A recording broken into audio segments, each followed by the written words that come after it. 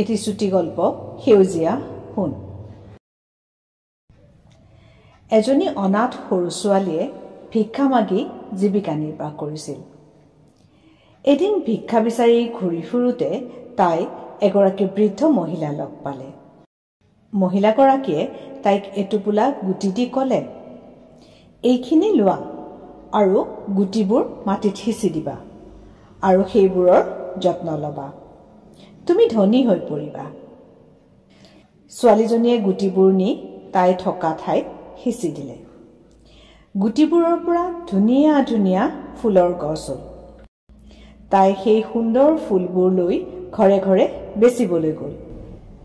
এইদৰে ফুল বেচি তাই টকা উপাৰ্জন কৰিবলৈ ধৰিলে। অতি সোনকালে তাই এখন ফুলৰ দোকান দিব পৰা হ'ল। তাৰ পিছত আৰু তাই ভিক্ষা বিচাৰি ফুৰিব লগা নহ'ল। ফুল বেচি তাই বহু টকাৰ গৰাকী হ'ল। সাধুটোৰ পৰা আমি ইয়াকে শিকিলো যে গছ অতি মূল্যৱান।